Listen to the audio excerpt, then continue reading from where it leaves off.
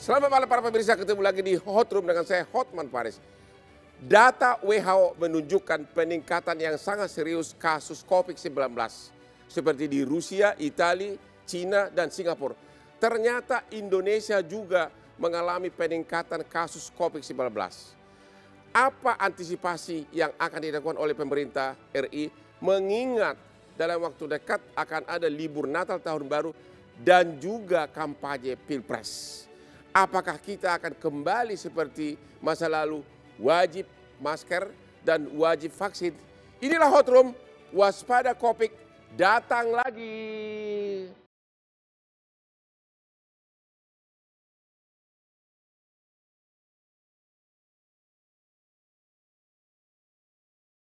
Di tengah euforia menyambut libur Natal dan Tahun Baru 2024, ancaman COVID-19 kembali mengintai.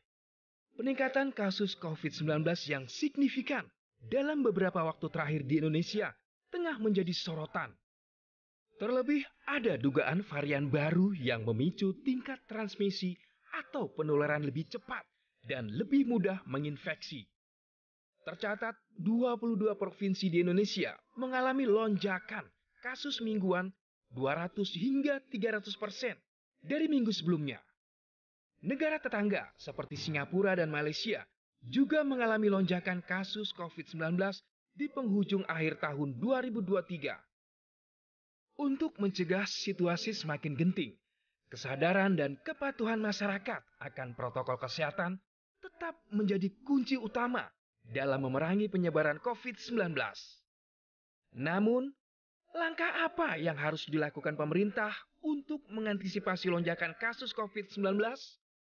Akankah pemerintah membuat aturan baru guna memperketat penyebaran COVID-19 yang semakin merajalela? Dan apakah pemerintah menyiapkan anggaran ekstra untuk menangani kondisi saat ini?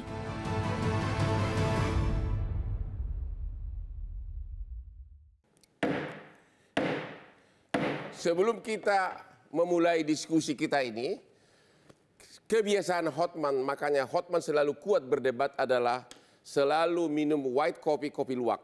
Kopi kesayangan Hotman sudah berpuluh-puluh tahun. Aduh, bukan main nikmatnya kopi luwak ini. Oke, pertanyaan pertama kepada Ibu Erlina Burhan, Ketua Satgas COVID-19 PBID. Bisa Ibu ceritakan apa yang terjadi sekarang ini? Baik, terima kasih Bang Hotman. Saya ingin menyampaikan bahwa saya setuju dengan judulnya bahwa waspada. Tapi mungkin saya kritik sedikit, bukan COVID datang lagi. Kenapa? Karena walaupun endemi, COVID itu tetap ada, hanya saja terkendali. Nah, kondisinya sekarang, kenapa kita waspada? Karena memang terjadi tendensi peningkatan kasus dari minggu per minggu. Boleh tahu peningkatannya berapa banyak? Ya, jadi kalau kita lihat sekitar bulan Oktober itu masih 80-an orang per minggu. Di November naik menjadi 100 lebih, 150-an per minggu. Dan Desember memang meningkat jadi di atas 300, 315 yang minggu terakhir. Itu seluruh Indonesia? Ya, betul. Okay. Jadi memang ada tendensi peningkatan. Namun saya kira kita tidak perlu terlalu panik. Cukup waspada supaya peningkatan ini jangan sampai lonjakan. Kenapa? Karena COVID ini menular. Dan menularnya memang terjadi karena interaksi manusia yang terlalu dekat. Jadi mungkin ini yang kita waspadai. Dan saya juga ingin menyampaikan bahwa tidak ada varian baru. Ya. Jadi variannya masih yang lama tetapi ada subvarian. Kalau dulu kan mungkin Bang Hotman ingat ada Delta yang tahun awal 2020, 2021. Kemudian ada Omikron. Nah, Omikron itu kan waktu itu memang lebih mudah menular tetapi gejalanya ringan-ringan saja. Jadi wajib masker dan vaksin itu harus berapa kasus baru harus diwajibkan? Harus apakah 1.000, 2.000 atau gimana? Ya, mungkin kita tidak melihat angka yang mutlak. Saya ingin menyampaikan saja bahwa memang ada tendensi peningkatan kasus. Ya, ini kita tahu bahwa seseorang bisa jadi sakit itu kan ada beberapa faktor. Apakah dia sudah divaksin, apakah imunitasnya baik, apakah termasuk kelompok dengan risiko tinggi. Nah, jadi nggak mesti juga harus semua orang pakai masker. Saya lebih melihat kepada kondisi, misalkan pada keramaian. Pada keramaian sebaiknya orang yang berisiko tinggi pakai masker. Dan orang-orang yang batuk, pilek, bersin itu pakai masker juga. Dalam upaya melindungi orang lain jangan tertular. Terima kasih Ibu Erlida. Sekarang ke Ibu Nadia dari Kementerian Kesehatan. Halo Bu Nadia melalui Zoom. Ibu Nadia. Selamat malam Mbak Hotma. Oke, data terakhir dari Depkes bagaimana ancaman COVID ini kasusnya? Ya, kalau kita lihat memang tadi seperti disampaikan oleh Prof. Erlina ada peningkatan. Sejak awal Desember itu per hari jumlah kasus yang dilaporkan itu mencapai 100 kasus. Bahkan kemarin sempat menyentuh pada angka 359.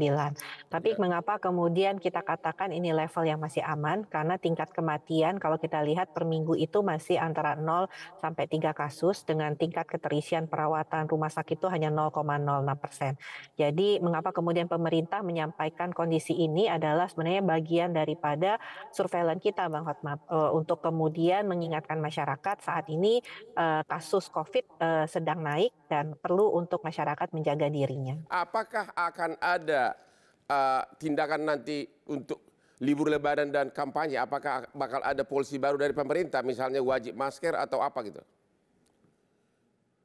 Ya, jadi kita sudah mengeluarkan surat edaran per tanggal 8 Desember untuk nakes dan pelaku perjalanan luar negeri. Kemudian pada tanggal 16 Desember terkait bagaimana antisipasi lonjakan kasus COVID-19. Nah, kalau kita berbicara mengenai apakah nanti ada pembatasan kegiatan di masyarakat ataupun seperti situasi pandemi yang kemarin sempat kita lalui ini ke arah sana ini masih sangat jauh karena indikator-indikator tadi masih sangat aman dengan tentunya kalau kita lihat jumlah kasus naik tapi fatalitas itu tidak menjadi suatu kekhawatiran.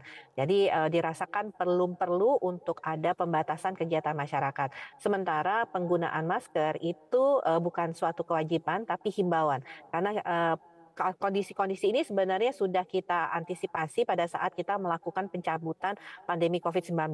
Kita menyadari bahwa COVID masih ada, seperti yang tadi Prof. Erlina sampaikan, ada subvarian yang bisa bermutasi dan bisa meningkatkan kasus. Nah, kita kan pengennya tahun baru, Natalan ini sehat bersama keluarga ya Bang Hotman ya. Jadi kita mengingatkan kepada masyarakat untuk menjaga diri kita. Jadi ada dua pertanyaan khusus. Jadi untuk kampanye Pilpres belum ada pembatasan khusus, belum ada direncanakan. Dan yang kedua, ke luar negeri tadi apakah sudah wajib vaksin atau bagaimana? Ya, jadi di himbauan kita tidak ada pembatasan kegiatan masyarakat, termasuk kampanye ataupun juga ataupun juga untuk perayaan Natal atau liburan tahun baru tidak akan ada pembatasan. Hanya saja kita saat ini mendorong masyarakat segera melengkapi vaksinasi, bahkan yang sudah lebih dari 6 bulan atau 12 bulan bisa mendapatkan suntikan kelima, Bang Hotma. Jadi kalau yang sudah pernah booster, sudah lewat dari 6 bulan atau 12 bulan bisa mendapatkan vaksin kembali. Tapi sifatnya himbauan. Yang kedua adalah menggunakan masker terlebih lagi kalau kita sakit. Kalau kita batuk pilek itu kita himbau masyarakat untuk menggunakan masker. Atau kepada mereka yang tadi kelompok rentan, yang lansia, punya penyakit kronik, komorbid yang tidak terkontrol, penyakit ataupun kelainan daripada kekebalan tubuh. Mereka kita minta untuk menggunakan masker. Tapi untuk pembatasan kegiatan termasuk kampanye ataupun liburan akhir tahun itu tidak ada kewajiban. Nah, untuk pelaku perjalanan luar negeri, kita mengharapkan untuk menjaga dirinya. Jadi kalau memang harus melakukan perjalanan luar negeri, sebaiknya lengkapi vaksinasi supaya betul-betul kita akan aman saat melakukan perjalanan. Jadi belum ada bersifat wajib ya, belum ya? Tidak bersifat wajib, sifatnya himbauan. Oke, jadi tadi di sebelah kiri saya dari Nasdem udah langsung senang dia, nggak ada pembatasan kampanye. Pertanyaan terakhir Bu, apakah memang dana pemerintah untuk gratis vaksin masih ada? Masih cukup nggak uangnya? Ya, baik. Jadi sejak pandemi COVID-19 itu situasinya kita cabut ya, tentunya untuk pendanaan-pendanaan yang sifatnya adalah extraordinary itu sudah sebagian tidak berlaku lagi.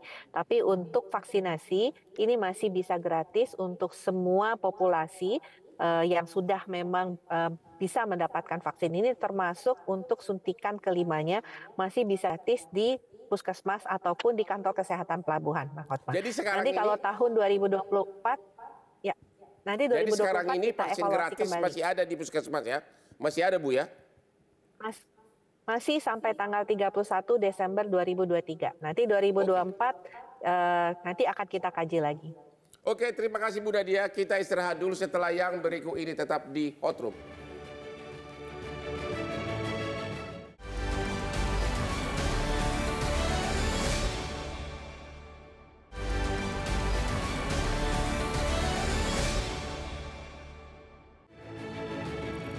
Ketemu lagi di Hot Room, Pak Kusmedi Priharto. Kalau ancaman kopi ini semakin serius, apakah rumah sakit kita sama obat-obatan kita udah siap?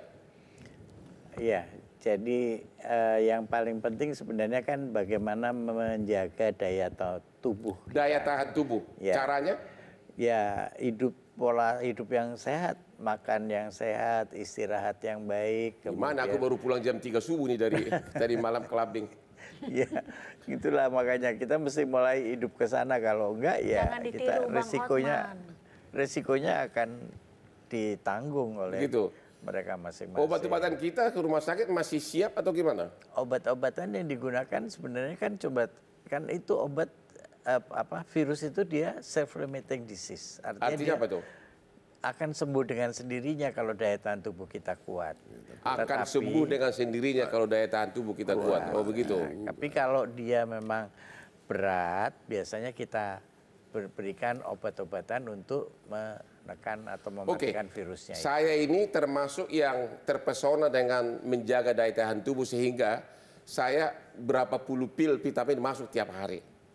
Ya, pagi-pagi itu yang saya cari dulu adalah sebuah vitamin saya sikat. Apakah itu membuat jantung jadi masalah nanti? Bukan jantung, ginjal. Ada beberapa obat vitamin yang pengeluarannya memang kalau tidak digunakan dengan baik, dia bisa mengendap di ginjal. Tapi kalau kita minumnya cukup, air putih yang banyak, untuk itu semuanya tentunya dia akan keluar. Tetapi memang ada beberapa yang tidak bisa seperti itu. Gimana Pak Ibu Erdina? Vitamin apa yang aman kita makan tiap hari? Dari sekarang sudah harus persiapan belum tuh jaga-jaga? Ya, vitamin itu sebetulnya ada di makanan juga. Oke. Di makanan, terutama buah-buahan dan sayur-sayuran. Jadi kalau Bang Hotman udah cukup makan buah dan sayur, mungkin suplemen berupa vitamin nggak perlu lagi. Tapi kalau memang kurang, boleh suplemen vitamin, tapi juga jangan berlebihan. Jadi kata kuncinya jangan berlebihan. D3 dan vitamin C. Ya, itu salah satu dari banyak vitamin yang bisa meningkatkan sistem imun. Jadi boleh dikonsumsi, tapi itu tadi jangan berlebihan. Ya, vitamin D itu kan juga sebetulnya ada dari sinar matahari. Tapi kalau Bang Hotman kan naik mobil di lobi, nggak kena matahari, langsung ke kantor AC nggak kena matahari, mungkin perlu. Jadi mulai sekarang sudah disarankan kepada rakyat agar mulai berjemur pagi-pagi. Ya nggak perlu lama-lama, cukup 15 menit itu udah cukup. Obat apa yang tidak dibiayai oleh pemerintah tapi harus beli sekarang ini untuk kaitan dengan vaksin? Ada nggak yang benar-benar murni harus beli? Ya, jadi kalau seseorang punya kartu BPJS, itu semuanya ditanggung. Ya, dan juga termasuk kalau dirawat tadi Dr. Kusmedi mengatakan kalau yang ringan itu di rumah saja, isoman 3-5 hari. Tapi kalau perlu perawatan, kalau ada pneumonia misalnya kan dirawat, nah ini perlu antivirus. Jadi antivirus ini ditanggung oleh pemerintah. Rumah sakit saya, Rumah Sakit Persahabatan itu kami dipersiapkan dan mempunyai obat-obat antivirus yang kalau kena COVID, opname masih gratis. Masih gratis. Syaratnya apa agar bisa gratis? Kalau saya tidak punya BPJS. Nah, oke. Jadi syaratnya adalah bahwa memang seseorang itu pantas untuk dirawat. Jadi kalau ringan-ringan saja karena kepanikan kan Bang Hotman keluar-keluar tentang COVID, orang panik jadi cuman pilek aja. dan positif jadi minta dirawat nggak bisa. Siapapun kaya miskin BPJS atau tidak BPJS kalau sudah terbukti ada COVID gratis. Sementara kalau datang ke rumah sakit rujukan itu gratis. Saya tidak tahu sekarang kan banyak rumah sakit bukan lagi termasuk rumah sakit rujukan. Mungkin mereka bukan tidak mau menggratiskan, mungkin mereka tidak punya obatnya saat ini. Terima kasih. Pak Ahmad Nur Hidayat, bagaimana kesiapan pemerintah sekarang ini untuk melihat ancaman peningkatan COVID ini? Saya kira waspada itu tidak hanya buat rakyat ya, tetapi juga buat penyelenggara kesehatan ya. Kita tahu waktu kita mengalami krisis kesehatan, kita banyak sekali ketidakberesan. Harga obat mahal, kurang kasur, ya bed occupancy ratio kita sangat rendah saat itu. Kemudian istirahat para tenaga medis kurang sekali. Nah, saya kira ini saatnya untuk kita berevaluasi diri. Apakah penyelenggara kesehatan kita, otoritas kesehatan masyarakat kita itu sudah memperbaiki ini semua? Apakah tata kelola obat-obatan sudah diperbaiki? Jangan sampai kejadian kayak dulu. Dibutuhkan obat virus, obatnya tidak tersedia, mahal, sampai Pak Jokowi ngecek sendiri. Itu saya kira harus diperbaiki. Dan kita tidak boleh terlena dalam situasi Jadi sekarang ini sudah perlu nggak persiapan oleh pemerintah untuk itu? Saya kira kita harus selalu ya, namanya penyelenggara negara, selalu menggunakan worst scenario. Worst skenario-nya harus disiapkan, meskipun tidak perlu dibuka ke publik, tetapi minimal ada satu pengumuman atau transparansi bahwa ini sudah dilakukan. Ini mau libur, mau kampanye, bagaimana nih kampanye Pilpres? Nah, saya kira kalau kasus yang sekarang ini, Bang, kalau saya perhatikan ini kan jenisnya adalah Omicron subvarian yang sebetulnya tidak berbahaya. Nah, yang terjadi adalah kita kurang menarasikan bahwa ini sebetulnya influenza biasa. Jadi sebetulnya tidak perlu dikhawatirkan, tetapi juga tidak perlu disepelekan. Nah, yang dilakukan oleh pemerintah adalah pemerintah membuat narasi yang menyadarkan dan membuat waspada dalam tanda kutip tanpa menakutkan. Nah, yang terjadi kalau saya membacanya, kalau seandainya ini ditumpangi oleh penumpang gelap sehingga menimbulkan kepanikan seperti lalu, maka yang terjadi tidak hanya akan diberlakukan karantina wilayah ataupun social distancing, tapi nanti berpengaruh pada anggaran. Nanti jangan-jangan ada anggaran seperti zaman COVID saat meledak bisa diketok tanpa persetujuan legislatif. Dan ini sangat berbahaya kalau kita mengulangi seperti ini. Meskipun kita akan harus katakan yang punya narasi menakutkan itu adalah pemerintah. Oke, terima kasih. Pak Bestari Barus dari Nasdem. Dari tadi Bapak khawatir, jangan-jangan kampanye nggak boleh nih. Dengan alasan kasus COVID. Masih khawatir nggak tadi katanya belum begitu serius. Gimana? Ada kekhawatiran nggak bakal ada polisi tiba-tiba nggak boleh kampanye sehingga Nasdem jadi marah-marah gitu? Nah, saya kira Bang Hotman pertama bahwa ini himbauan saja. Karena menurut berita dari salah satu media mainstream online, per hari ini, per tanggal 14 Desember itu angkanya sudah 1.400. 1.400? 1.400. Kok tadi Ibu bilang cuma sekitar 300? Per hari. Ini kan akumulasi. Ya, akumulasi itu udah 1.400. Jadi tingkat kesembuhan per hari itu 75 saja. Jadi setengah masuk, satu masuk, setengah keluar gitu kira-kira. Hari ini sudah 1.400. Artinya ada kenaikan yang signifikan yang menjadi perhatian. Apapun itu dikatakan, apakah itu orang yang sudah tervaksin dan sebagainya. Perlu pemerintah perlu lebih terbuka. Ini varian apa yang sedang menyebar luas ini? Bali kena, Jakarta, utamanya Jakarta ini yang paling banyak, Bali, Sulawesi, semua terkena. Dan bisa saja kalau antisipasi kita ini kurang, maka kami berpikir ini akan naik menjadi pandemi kembali gitu loh, statusnya statusnya gitu. Ya kan, naik, meningkat gitu.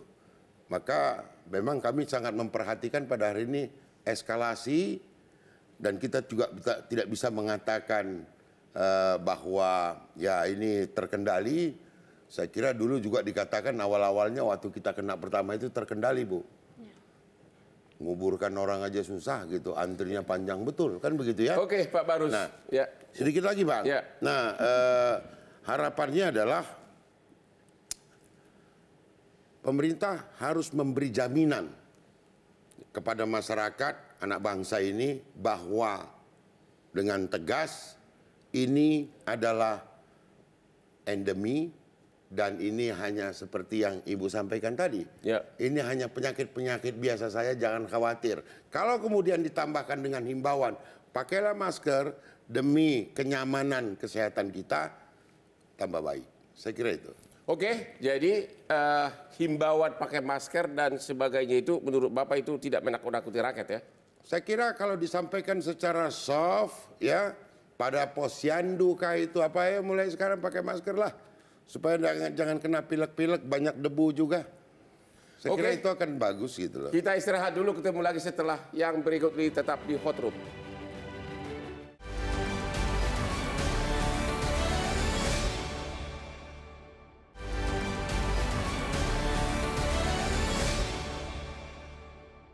Ketemu lagi di Hot Room. Seperti biasa, selalu Hotman meminum kopi luwak white kopi setiap diskusi semakin tegang. Dan inilah selalu kopi kesayangan saya. Tadi ada narsum sampai menyarankan agar setiap selesai acara Hot Room, semuanya dapat bingkisan kopi luwak white kopi ini karena begitu enak. Oke, Ibu Erlina, kalau sudah umur 50 dan komorbid, apa yang harus dilakukan? Kewaspadaan. Nah, ini pertanyaan bagus sekali. Jadi saya ingin menyampaikan bahwa walaupun COVID yang sekarang dengan subvarian dari Omikron, sekarang kan variannya yang terbanyak adalah EG.5, kemudian ada cucunya lagi HK.3. Tapi gejalanya ringan-ringan saja. Tetapi pada orang yang lansia, karena lansia itu sistem imunnya turun, ditambah lagi kalau ada komorbid yang tidak terkendali, ini akan menimbulkan gejala yang berat kalau terinfeksi oleh virus COVID. Oleh sebab itu kelompok inilah yang harus kita jaga. Cara jaganya gimana, Bu? Ya, pertama kalau ada keramaian, ya mesti waspada saja. Ini ada keramaian, kita nggak tahu di keramaian itu apakah ada orang yang sakit, yang tidak pakai masker, sehingga akan menularkan. Jadi kalau pergi keluar rumah ada keramaian, sebaiknya pakai masker. Ya, dan juga selain masker tentu saja karena ini terkait COVID yang menularnya adalah droplet yang bisa ada di meja atau di mana, cuci tangan. Cuci tangan. Kembali lagi kita seperti dahulu kita pernah sukses loh melakukan protokol kesehatan. Jadi pakai masker, cuci tangan, dan mungkin itu tadi jaga jarak dari keramaian. Secara medis menghirup asap minyak kayu putih benar bisa nggak dipertanggungjawabkan? Saya kira itu tidak ada bukti ilmiahnya ya. Di India begitu dari waktu zaman corona itu. Mestinya diskusi sama saya waktu itu. Begitu ya? Jangan viral-viralkan saja. Ya, tapi kita kembali lagi deh ya ke kelompok tadi. Jadi orang-orang yang lansia atau komorbid tidak terkendali, apalagi yang tidak divaksin.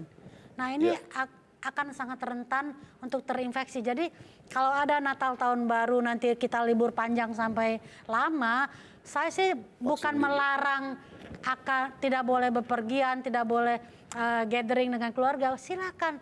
Tapi menjaga diri, yaitu tadi protokol kesehatan dan makannya yang bagus. Makannya yang seimbang nutrisinya. Ada karbohidrat, ada protein, ada sayur, ada buah, sumber vitamin.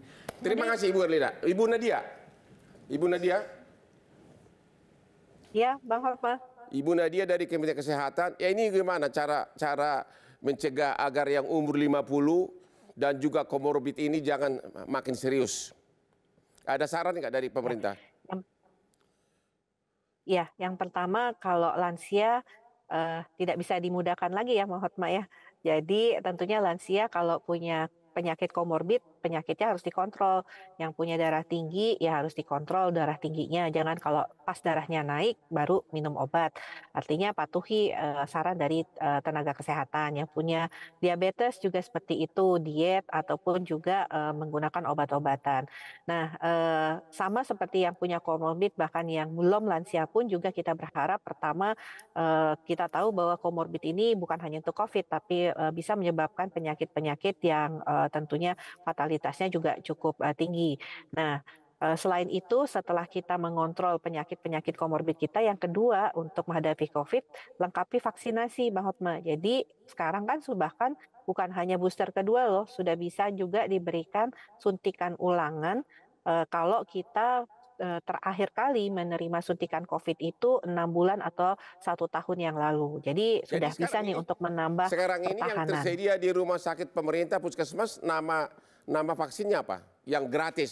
Yang saat ini disediakan di puskesmas dan kantor kesehatan pelabuhan ya Mbak Hotma, karena sebagian besar rumah sakit mungkin belum terdistribusi untuk vaksin ini. Adalah vaksin buatan anak bangsa sendiri, yaitu Indovac dan Inavac. Kita tahu semua jenis vaksin yang pernah kita terima, apakah itu Pfizer, Moderna, Sinovac, Sinopharm, itu bisa menggunakan vaksin ulangannya dengan Indovac atau Inavac.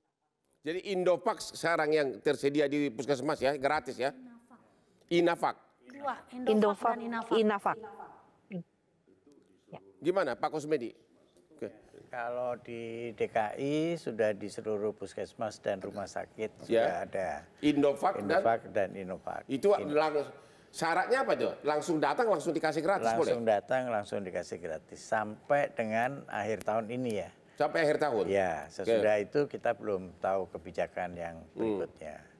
Jadi itu saya cuma ingin menambahkan tadi Profesor, jadi yang perlu diperhatikan itu bahwa orang yang dari luar, ketika orang kadang-kadang nggak sadar, orang yang sudah berusia lanjut ini di rumah, tapi orang yang dari luar datang ke rumah, berkunjung ke situ, atau mungkin dari kantor dia datang ke situ, tidak menggunakan protokol misalnya cuci tangan dulu, kemudian pakai masker dengan baik dan sebagainya, sehingga mereka yang di rumah ini jadi tertular. Jadi dari sekarang sudah sepatutnya dinasihatkan kepada semua keluarga agar siapapun yang baru dari luar agar cuci tangan, terus apa lagi? Mengganti bajunya, kemudian menggunakan masker kalau memang dia tadi habis berkumpul. Tapi itu juga tidak dilakukan di situ saja. Sering yang kita dulu masalah itu di kantor. Ada orang yang cuman seperti batuk pilek, seperti gejala yang sekarang. Dia tidak menyadari itu, akhirnya satu kantor kena semua terhadap itu. Jadi, Oke Pak Bestari, jadi gimana ini juru kampanye ini gimana nih yang mobile kemana-mana? Apa yang harus dilakukan ini? Ini harus ada percepatan saya kira dilakukan oleh pemerintah, bekerja sama pemerintah pusat dengan daerah untuk melakukan kembali pendekatan kepada warga masyarakat di wilayah masing-masing itu ya, mengadakan penyuluhan. Jangan cuma nanti kalau nyebar bansos ketua RT dan ketua RW dipanggil, tapi ada hal seperti ini juga harus kemudian dipercepat. Bagaimana kemudian pemerintah pusat dengan pemerintah daerah bekerja sama sampai ke tingkat RT RW tadi. Nah ini penting karena apa? Hal yang awal kita menjelang dari sedikit menuju banyak, selalu kita anggap juga sebagai hal yang biasa-biasa pada waktu itu. Kita nggak tahu apakah dia sudah bermutasi ya menjadi sesuatu yang baru atau ada yang mendampinginya, kita nggak tahu ini. Maka pemerintah harus segera terbuka, mengumumkan kepada masyarakat secara resmi ini varian apa, bagaimana mengatasinya, dan dipublish lah. Saya kira banyak televisi nasional yang harus menyampaikan itu secara soft. Ataupun memang harus turjun ke bawah. Saya sebagai kader partai politik tentu akan mulai membiasakan diri menyampaikan juga kepada masyarakat kaitannya dalam rangka membantu. Apakah untuk juru kampanye sudah waktunya wajib masker dan yang rakyat pun yang datang ke ini yang perlu menjadi pertanyaan besar bagi kami ini. Jangan sampai nanti pemerintah karena ini dianggap biasa-biasa tiba-tiba habis Natal tahun baru ini ada peningkatan atau lonjakan signifikan kemudian buru-buru membuat kebijakan. Gitu. Sehingga nanti menjadi satu potensi gangguan bagi terselenggaranya pemilu. Gangguan apa maksudnya? Ya kan bayangkan Bang ketika saya mau pemilu dibilang, "Hei, nggak boleh kumpul-kumpul." Ini kan bahaya ini. Hak masyarakat untuk mendengarkan informasi tentang apa program-program kita menjadi dibatasi. Kan gitu tuh. Nah ini kita minta juga kepada pemerintah, ada tadi Bu Nadia, ini dikendalikan dengan kerjasama yang baik tadi, kemudian tersosialisasikan, dan harapan kita tentunya bila mana ada lonjakan nanti di Natal tahun baru ini, ukur betul eskalasinya, jangan sampai kemudian membuat kebijakan-kebijakan atau Bu Erlina memberikan masukan yang kemudian itu membuat jadi para pihak menjadi terpaksa membuat peraturan yang nanti bisa jadi sebagai politisi Pak Bestari Barus ada kekhawatiran jangan-jangan nanti ini dipolitisir sehingga nggak boleh kampanye gitu loh, nggak boleh kumpul, itu dikhawatirkan ya. Ini sudah mulai paranoid nih para politisi ini ya. Oh bukan paranoid Bang, mengantisipasi. Kalau Pak politisi itu udah pintar semua. Masyarakat kan harus dicerdaskan. Jangan dibatasi, kami mencerdaskan masyarakat. Kira-kira itu. Oke, jadi katanya bukan paranoid. Oke, kita istirahat dulu, temu lagi setelah yang berikut ini.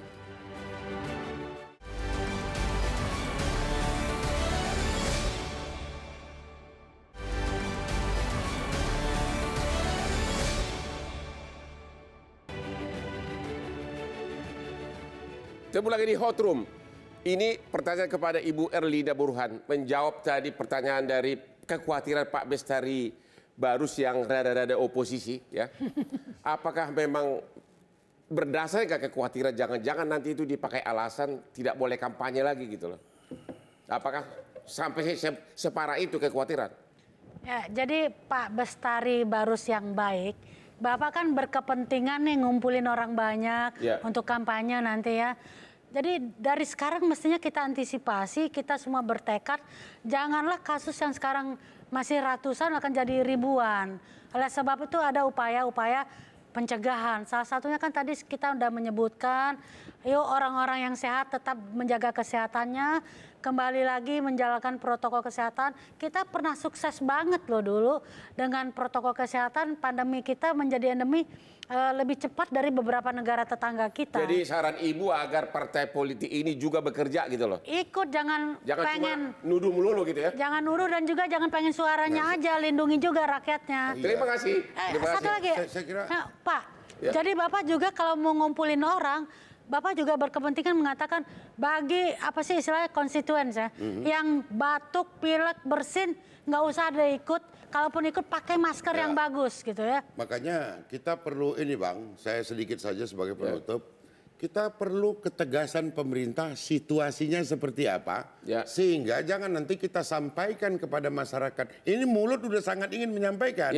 Tapi resminya keluar gitu dulu dari pemerintah bahwa situasi kita hari ini seperti ini. Baru kami bisa kemudian mensosialisasikan itu, membantu program pemerintah. Terima kasih. Saya kira itu. Pak Ahmad Nur Hidayat, gimana? Manula-manula ini gimana cara melindunginya sekarang ini? Saya kira kita sudah harus ya, Bang, punya satu data yang terintegrasi ya. Kalau tadi ada manula, komorbid, ini kan kembali diserahkan kepada kesadaran masyarakat. Oh, saya punya komorbid. Bisa nggak sih negara lebih canggih? Misalkan negara punya database, yang komorbid ini ada datanya, by name, by address. Dan kemudian ketika ada seperti serangan, seperti sekarang bahwa COVID ini lagi meningkat ya, yang komorbid ini langsung dikasih himbauan khusus untuk mereka stay at home, jangan kemana-mana gitu kan. Nah, persoalannya kan negara itu kan hanya menghimbau saja kepada yang mereka yang punya komorbid. Kan ini kan orang beda-beda Bang, perasaan resikonya. Dan kita nggak bisa mengelola hanya seperti zaman istilah anak muda itu, sekarang ini zamannya kesehatan health 4.0.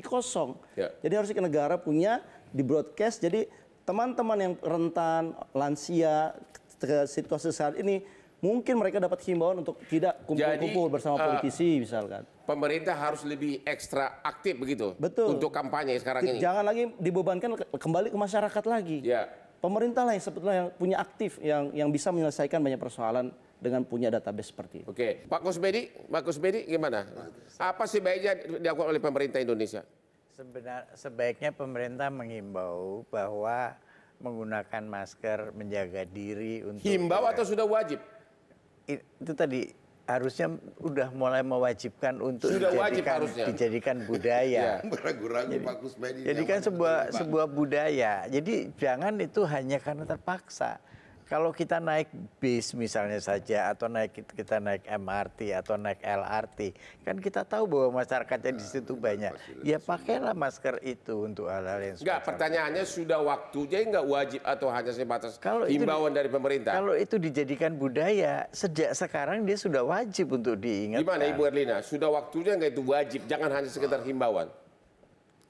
Pakai masker dan sebagainya. Pakai masker jauh lebih baik. Ya, kan. Karena politisi juga ini Ibu ini. Enggak, saya bukan politisi. Karena jawaban politisi seperti itu, Bu. Bukan. Enggak bisa jawab iya atau sudah waktunya enggak pemerintah harus segera mengeluarkan surat wajib gitu loh. Lebih bagus mencegah dini daripada udah keburu parah akibatnya. Kalau dari saya bukan mewakili pemerintah, dari saya sebagai dokter mengatakan kalau kita keluar rumah dan berinteraksi dengan orang yang tidak kita tahu statusnya, sebaiknya kita pakai masker. Dan bahkan budaya cuci tangan harus kembali kita lakukan. Setuju. Jadi sekarang Ibu menyarankan dikembalikan ke perorangannya, kesadarannya akan ditingkatkan begitu? Ya, dan saya kira juga ini kebetulan Pak Bestari ada, kampanyenya juga ditambahin dengan kampanye perilaku hidup bersih dan sehat, PHBS. Apakah manula-manula ini diwajibkan tidak boleh ikut kampanye? Yang manula-manula gimana? Sebaiknya jangan.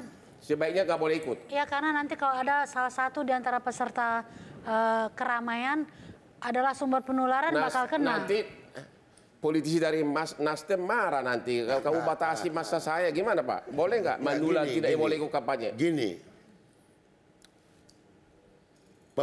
negeri ini diatur oleh pemerintah. Pemerintahlah bapak dari semua rakyat.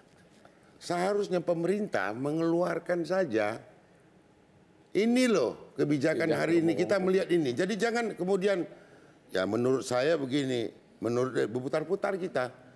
Saya minta tolong kepada Pak Kusmedi dan Bu Erlina yang bisa mengakses pemerintah pusat, supaya memberikan masukan. Sepertinya kita sudah harus begini. Bukan berarti kemudian itu emergensi, tidak. Ini demi perlindungan kok. Saya kira itu. Nggak boleh dari partai politik, nanti kami dianggap berkepentingan. Jadi itu harus dari para... Harus proaktif dari yang membidangi bidang itu. Membidangi. Pak Ibu Nadia gimana Ibu Nadia? Udah nyambung? Iya, Bang Hotma. Untuk para manula ini gimana saran dari pemerintah? Para manula apakah perlu ikut kampanye atau tidak? Ya, tentunya para lansia ini tentunya kita tidak bisa menghalangi ya kebebasan berpolitik maupun untuk berdemokrasi. Jadi itu kita himbau lansia tentunya harus lebih ekstra menjaga kesehatannya. Pertama, kami pasti dorong untuk melengkapi vaksinasi sampai booster kedua. Bahkan jangan lupa untuk sampai dengan mendapatkan suntikan ulang atau suntikan kelima. Kedua, pakai masker, Bang Hotma. Sakit nggak sakit, batuk, pilek, pakai masker. Apalagi kalau misalnya lagi mendengarkan atau ikut sedang di dalam suatu situasi yang penuh kerumunan ataupun kepadatan. Dan kalau ada gejala kurang enak badan, ya sebaiknya tidak tunda dulu untuk berpergian atau melakukan aktivitas di tempat umum. Itu semua baru himbauan, aturan resmi belum ada. Aturan resminya belum ada. Ya, karena tentunya kita sudah pada situasi yang non pandemi, tentunya ini sifatnya himbauan, bukan kewajiban. Apakah melihat gejalanya yang sudah meningkat itu sudah waktunya untuk harus wajib? Bukan lagi sekedar himbauan. Sampai saat ini kita melihat belum suatu yang dikhawatirkan. Jadi kita akan terus melihat situasi tersebut. Libur Lebaran, libur tahun baru sama kampanye. Nah, kita doakan sama-sama kita tidak sampai pada situasi yang mengerikan lagi, Pak Fatma. Begitu ya. Jadi dari segi pemerintah belum waktunya untuk mengeluarkan aturan yang bersifat wajib, begitu ya. Baik perjalanan maupun bagi para manulat masih bebas nanti ikut kampanye ya. Udah ada korban meninggal 2 loh Bang.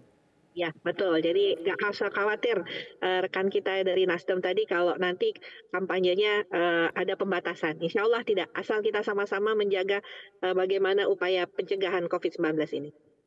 Oke, kita harus akhiri diskusi kita malam ini. Ya, kesimpulannya adalah bahwa satu, jaga pola hidup sehat. Yang kedua, suntik vaksin katanya gratis.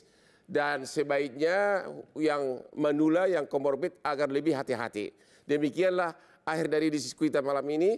Jangan lupa menonton Hot Room di Metro TV setiap hari Rabu jam 9.30 malam yang hot-hot. Yuk, Pak.